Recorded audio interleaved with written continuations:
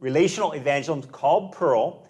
So P is pray for them, E is eat with them, A is ask questions, R is reveal. So right now you guys think it's the pair model because you haven't heard the fifth one, right?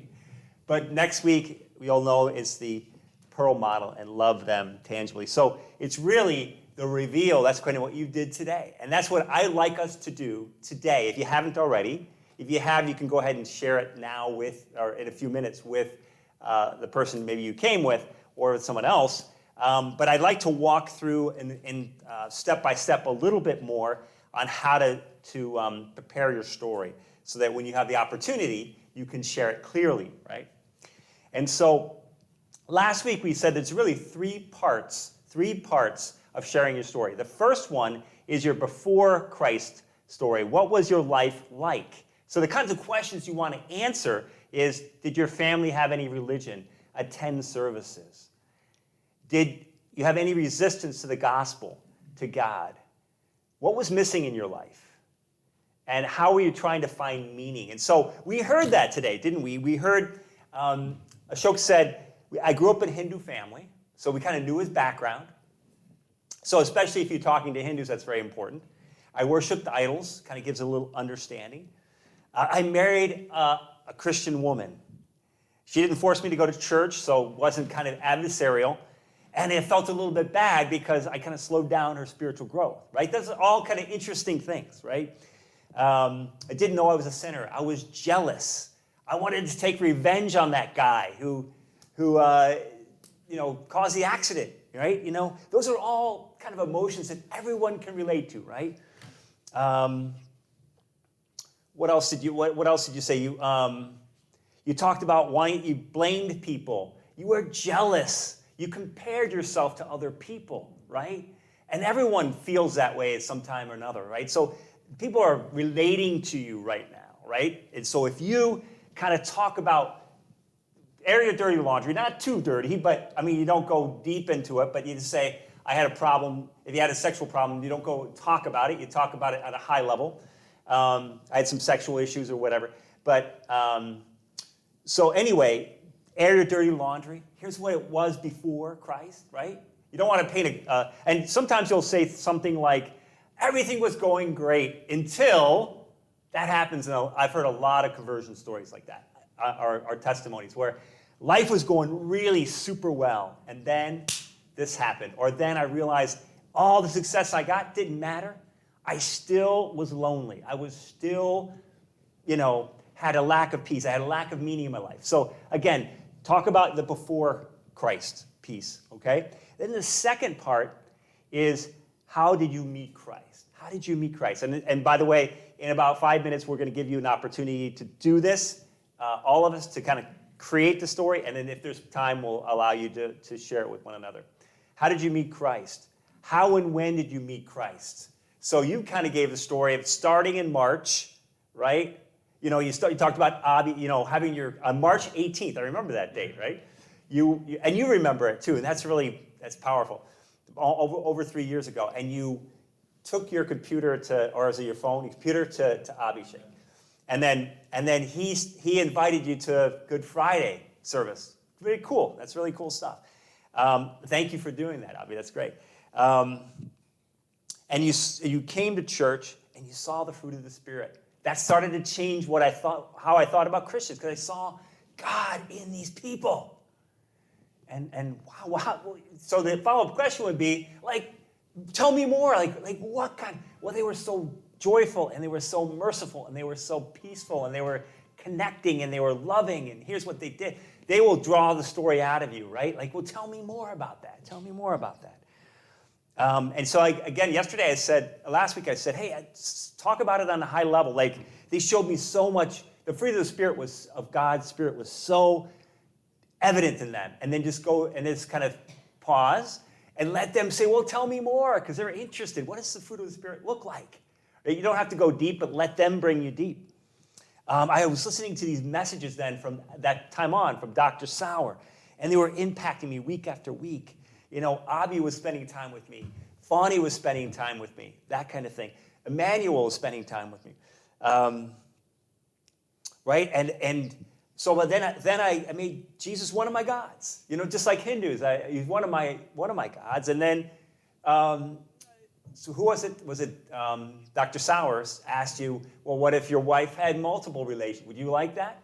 No, he's a jealous God. And you're like, whoa, I never thought about it that way. So now you're, this is creating some intrigue and interest, right? Like, how did you finally become, right? And then when you talk about your baptism and you're like, it was such the joy that you emoted there was just amazing. It's like, they're going to say, well, tell me more. It looked like it was special. What happened? Well, it was just, people came around me and so much love and joy was in that room. It was a spiritual mark in my life. It was the beginning of my new life with Christ. Well, what do you mean new life with Christ? What does that mean? Just let them start drawing you out. Does that make sense? Let them just talk about these things. They're provoking. Like, what do you mean it was your new life in Christ? What does that mean? What does the fruit of the Spirit mean? Right?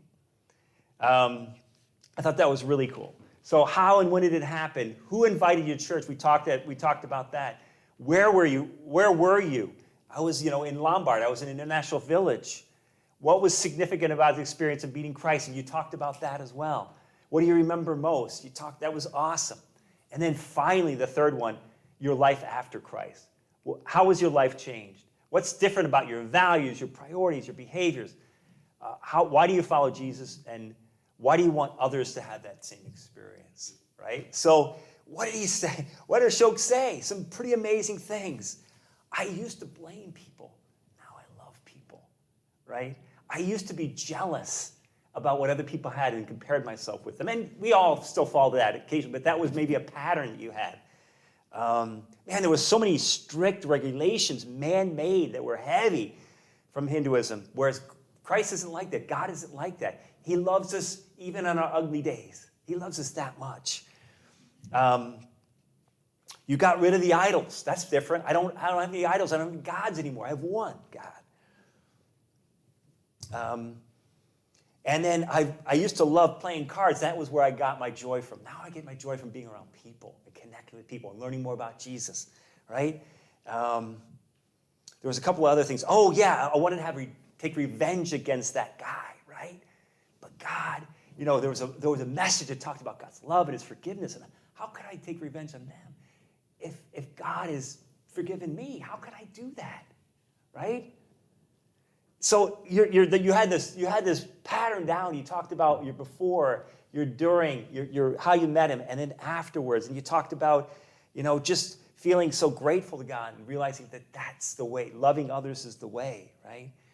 And then you talked about how God worked it out. Like if I had stayed here, which it would have been great because we, for the first time in years, had this fellowship, and my wife wanted this so badly, and finally we got it. And then what happened? We got kind of ripped away to Kentucky, but it was God's will. Because why? Because I would have been sent back. We had that concern. In fact, we had a concern so much so that we didn't know if we were going to buy the family-size flour or the single person's flour, right? We're going to only a week worth, or do we want enough rice for like 6 months? Honey, how long? How long? That kind of thing. That was funny. Humor is always good. So anyway, that was a great story, and it really illustrated these 3 steps: before, how you met Jesus, and afterwards. And so what I'm going to do is I'm going to leave this up here. All right. Leave this up here. Why don't we take like 8 to 10 minutes right now, let's say 10 minutes right now, and just go through. You've got about 5 or 6 bullet points for each on the front and back of that half sheet. And just talk about your before, your how you met Christ, and life after. Any questions before we jump into that? Pretty straightforward. Everyone's got one, I'm assuming? Okay. So why don't we spend some time, and then we'll probably just finish with some worship and so forth. And the prayer.